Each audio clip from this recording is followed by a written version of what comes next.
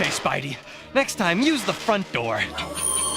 Well, what do you know? Put out flypaper, catch a spider. Make one wrong move, please, and you're shish kebab. Welcome back, true believers and all you merry Marvelites, to another very exciting Marvel Games-related discussion. Once again, having more of a laid-back talk pertaining to the current status and the inevitable future of Marvel Games, and where we can expect to see a lot of very interesting endeavors unfold relatively soon. Of course, with the main two that come to mind from Insomniac Games, with Marvel's Spider-Man 2 set for 2023, and Marvel's Wolverine, mainly set most likely after Spider-Man 2 is released in 2023, so of course with either 2024 or 2025 making the most sense, and both those titles are exclusive to the PlayStation 5, which is very exciting for me personally, because that shows exactly how much Insomniac is prioritizing the importance of next-gen and incorporating that into these incredibly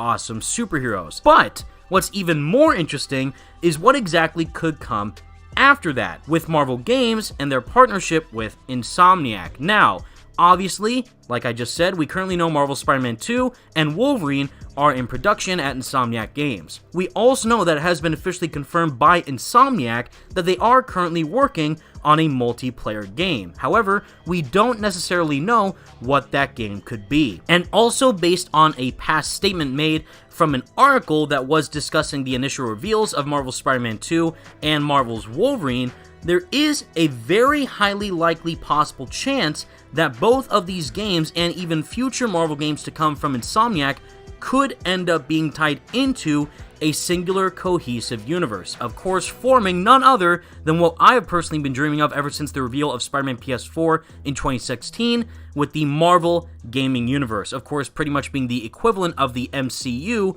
in terms of games. And here to actually go over this news with me is the one and only Irogen, who you may know as a primary member of the Gotham Knights group, and is a major fan of everything pertaining to Marvel and DC. What is up, Jake? How you doing today? I'm doing so good. Thank you so much for having me on the channel, Evan. It's always a pleasure to be here. I'm one of the co-founders of the Gotham Knights group on Twitter, along with Slickmoth, Salvage, Degenerate J, and anyone who wants to follow my YouTube channel as well. I cover DC, Marvel video games, movies, and the like. I'm also developing a horror game, Hillmain Hotel, which is releasing next month, so feel free to follow me if you want updates on that. It's a very awesome time to be a fan of superhero games in general, of course not just for Marvel, but with DC also expecting Gotham Knights and Suicide Squad Kill the Justice League, but mainly in the case for all the merry Marvelites out there.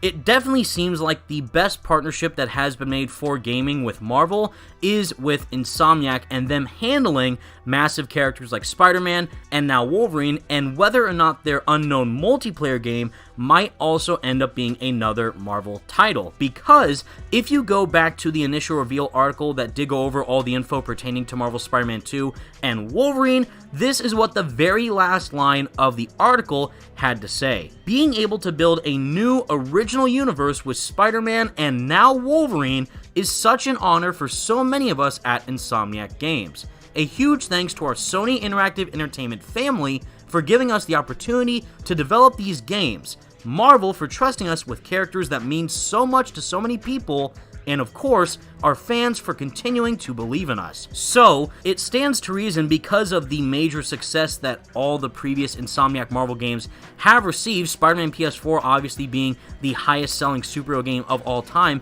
exclusively on the PlayStation 4, not just the PS5 remaster, but mainly the first game that released all the way back in 2018, and even more recently, Miles Morales has been confirmed to be the third highest selling Sony published game of all time, following the success of Spider-Man PS4 and God of War that also released in 2018, which is crazy. And because of how much people loved each of those games, it definitely makes sense that they would make more Marvel games in the future. But if Sony decides to go through with this and connect these Spider-Man games that Insomniac have made with their upcoming Wolverine game and put them in the same universe to craft one giant MCU-like gaming world, I think that would be A, something that we've never really seen within the realm of superhero games before, but B, something that would really get people excited to see Insomniac handle different Marvel heroes. So Jake, what do you think about all this? I think that it's a very exciting time, like you said, to be a fan of Marvel games, and I think that there are so many upcoming exciting projects that have been announced and so much potential for ones that also have not yet been announced.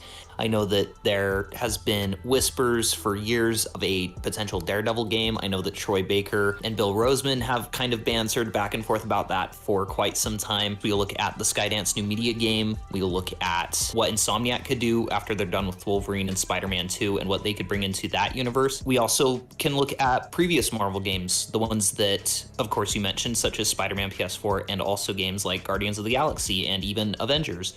That were released by Square Enix, and I think that we could be seeing some potential for a Fantastic Four game or an X-Men game. There's also potential for Insomniac to do a multiplayer superhero game, as they've announced that they are working on a multiplayer game as one of their next projects, and if that happens to be a Marvel experience as well, then we could be looking at something there. We have Spider-Man, which is the highest selling superhero game of all time.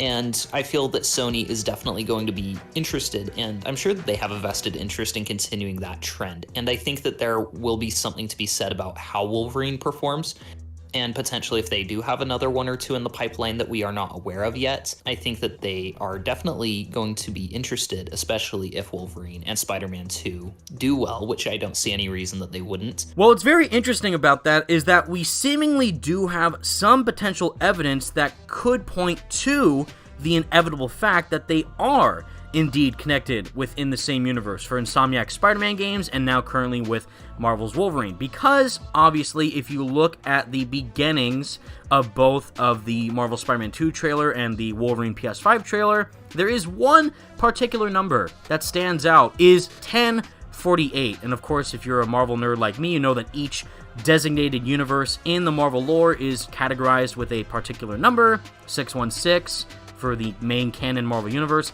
1048 is in fact the Insomniac Spider-Man universe number, and we see that appear again in both the Marvel Spider-Man 2 trailer and specifically for Marvel's Wolverine. Now, keep in mind that that statement I read earlier did not confirm nor deny whether or not Wolverine is in the same universe as Spider-Man, but let's say that they are for 1 second. This would be incredible, in my opinion, because not only would it mean that we could potentially see both of these characters interact within either of their respective games, but it could, of course, set up a broader universe with connections to future games.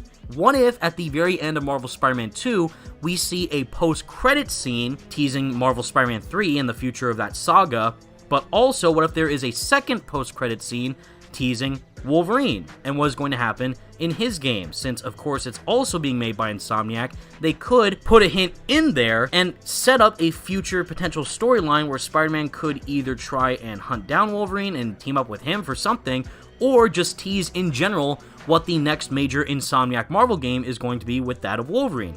And same thing for Wolverine's game, even though that is way farther down the line, either in 2024 or 2025, where the game will likely release. Say at the end of that game, we also get a post-credit scene of setting up a potential sequel for Marvel's Wolverine, but also, if that multiplayer game that Insomniac is working on does end up being a potential Marvel X-Men game that is full-on multiplayer, again, we could see a post-credit scene to that at the very end of Wolverine to set up what exactly the story could be for that title, and so on and so forth with all of the future Marvel games coming from Insomniac. It's clear to see that they have a great partnership with all the creatives over at Marvel. They love these characters, they have a huge respect for them, and they know exactly how to tell unique and bold stories with the characters that we haven't necessarily seen before in modern media like either the movies or the comics, but take it a step further by making these grand interactive experiences to really put yourself in the shoes of all these heroes. When you start thinking about what Insomniac must have planned, if they're starting with a Wolverine game, to me that signifies that there is more of a plan in place that we don't know about. I don't feel that you'd choose to make a Wolverine game without there being more down the line. Not because Wolverine isn't an amazing character who deserves a game. It's interesting that you would choose a character like Wolverine to coincide next to a character like Spider-Man, as opposed to someone like Thor or Captain America or Iron Man or another arguably more popular character based upon the fact that they just simply have had more mainstream attention recently. And instead you go with a character like Wolverine, and I feel like you look at their multiplayer game that is coming out, and it absolutely could be an X-Men game that the Wolverine leads into. And you look at other characters that they could be thinking about adapting down the line, and I don't know what their plan is. It seems that they definitely want to continue with their Spider-Man games, and they also clearly have other characters and storylines that they'd like to explore as well. So it will be really interesting to see what they choose to go with after Wolverine has concluded, and after Spider-Man 2, of course, has concluded. And I also will be watching during Spider-Man 2 for more Easter eggs to outside characters.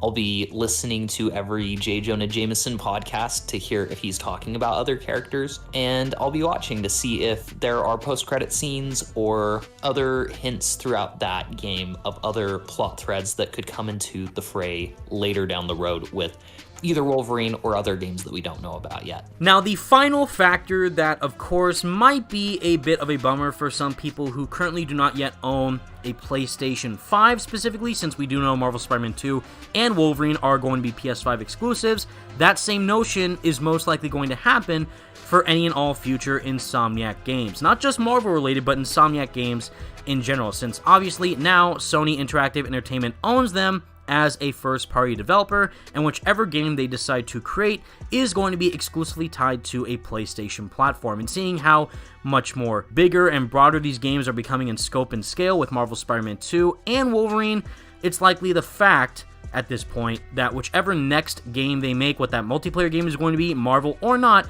is once again going to be a PlayStation 5 exclusive, which means that the entirety of this Marvel gaming universe, if it is coming from Insomniac, Marvel, and Sony cohesively, would again only be locked to the PlayStation system. Now, one thing I will say that is good about the Square Enix Marvel games that Irogen brought up earlier, with Guardians of the Galaxy being my personal pick for Game of the Year of 2021, and Marvel's Avengers, despite all of its massive flaws, they are still multi-platform games, and cross-gen at that, so you can play Guardians of the Galaxy, for example, on your PS4 if you do not yet own a PlayStation 5, and same goes for Avengers. And I do think that is great. It allows more access for people to interact with these superhero gaming experiences, but getting these huge, major AAA first-party developed games would be enhanced to its max possibility running exclusively on the next-gen console with the PlayStation 5. And evolving that experience even further is going to be an insanely interesting territory to explore,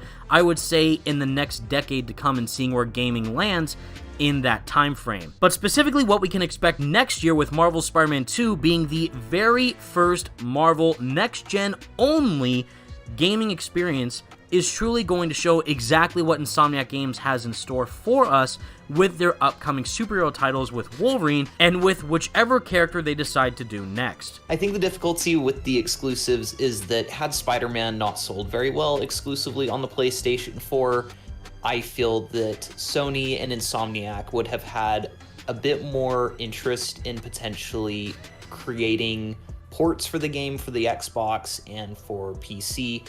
Now, who's to say whether or not there would have been any rights for them to do that based upon whatever deals they had with Marvel and Sony and with each other? It I'm sure is a very convoluted mess. However, the fact that Spider-Man is the best-selling superhero game of all time, I don't think necessarily pressures them into having any real desire to make future games multi-platform. And with how well Spider-Man sold, I feel that not only for Sony, but also for Marvel themselves, that gives them the idea and the notion that Sony and PlayStation might be the best home for these characters and for these games. We can even look at games like Batman Arkham Knight, which sold a fraction of what Spider-Man PS4 sold in a much longer span of time. And for Marvel, it's very possible that their viewpoint is that when you release a game multi-platform like Avengers or Batman Arkham Knight, the game will not necessarily sell as well as having that novelty of being exclusive. you also, of course, sell more consoles when you ship a flagship game such as Spider-Man. So I feel that while it's unfortunate that huge fans of Xbox cannot enjoy games like Spider-Man unless they also have a PlayStation, it feels like it's a bit of an inevitability at this point. The Nintendo Switch has never been known for housing every single AAA release, and it's becoming a bit of a situation of you get what you pay for, not in the sense that the PlayStation is better than other consoles, but in the sense that if superhero single-player games are what you really like, the PlayStation may not be a bad console to invest in. Whereas if you're more interested in internet features, hanging out with your friends while you play games, the Xbox is my personal go-to just because I have more friends who play on that platform. But for superhero games, it seems like PlayStation is becoming a pretty standard place for them to end up exclusively. And with all that said, everybody, that is the video that Irogen and I both have for you today. Let us know all of your thoughts in the comments section down below. What do you think about the potential possibility of the Marvel gaming universe actually existing only exclusive to PlayStation, mainly developed by Insomniac Games, and their future Marvel titles with Marvel's Spider-Man 2 and Marvel's Wolverine leading the front lines as to what we can expect from this universe relatively soon, and where they can go in the future is even more exciting. And also, what potential Marvel character would you like to see Insomniac develop for a brand new standalone AAA game after they're finished with Marvel's Spider-Man 2 and Marvel's Wolverine? Let us know all your thoughts. Be sure to leave a like on the video and subscribe to both of our channels if you did enjoy, and for more Marvel games content like this in the future. And I could not do this video without the one and only Irogen. So thank you so much for joining me, dude. I had a wonderful time. Oh, so did I. Thank you so much, Evan. It's always a pleasure to be on the channel. And with all that said, everybody, thank you all so much for watching. Stay merry, Marvelites, and peace out.